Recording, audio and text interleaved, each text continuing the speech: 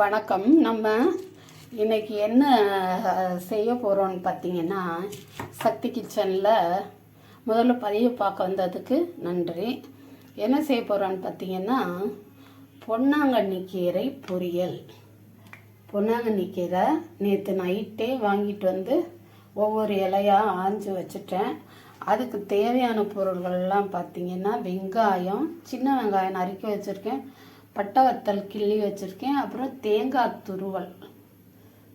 துருவல் தெரியுதோ, துருவி வச்சுருக்கேன்.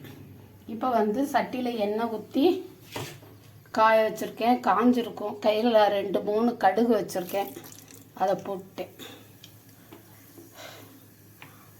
சட்டி காஞ்சி புகஞ்சிருச்சு. அதனால ஸ்டவ்வை ஆஃப் பண்ணிவிட்டு மறுபடி பற்ற வச்சேன். அதனால் கொஞ்சம் லேட் ஆகுது. சரி, இந்த கடுகு வெடித்த உடனே நம்ம போட வேண்டியது வந்து வெங்காயம்.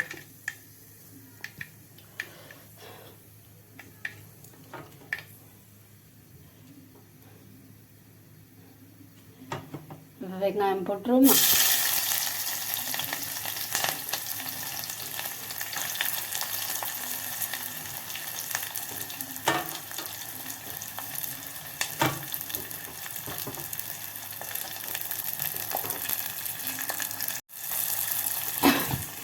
பாசி பருப்பு போட்டு செய்வோன்னு நினச்சேன். அப்புறம் ஒரு ஞாபகம் வந்துச்சு, இருக்கிறது ஒரு ஆள், கீரையே இவ்வளோ இருக்குது, அதே சாப்பிட முடியாது.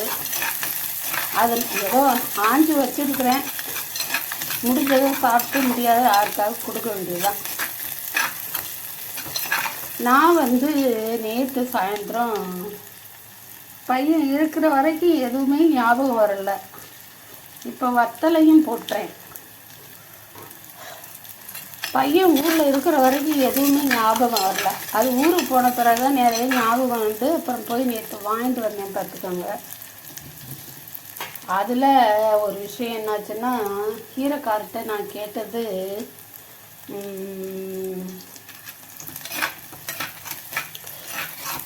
ஞாபகம் வரலையே,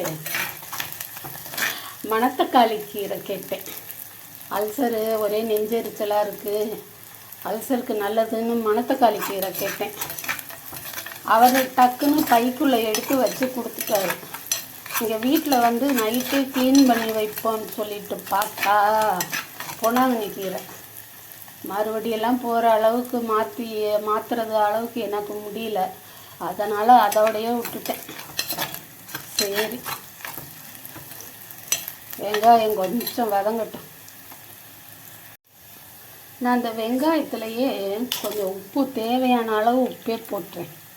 அது அப்படியே கரைஞ்சிரும்.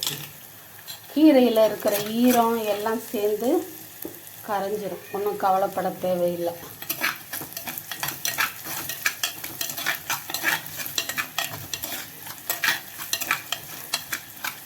வெங்காயம் வதங்கிடுச்சு. இப்போ கீரை எடுத்து போடுவோமா.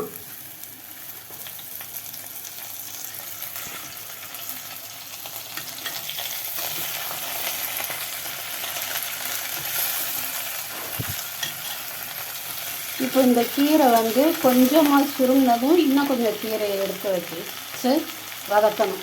இப்படியே வதக்கணும். அது வரைக்கும் உங்களுக்கு கொஞ்சம் ரெஸ்ட்டு. அவ்வளவுதான். எல்லா கீரையுமே நான் எடுத்து வச்சுட்டேன். எடுத்து சேர்த்து போட்டேன். அது பார்த்திங்கன்னா வேகலை. இன்னும் வேக வேண்டியது இருக்கும்போது எவ்வளோ குறைவாக ஆயிடுச்சு பாருங்கள்.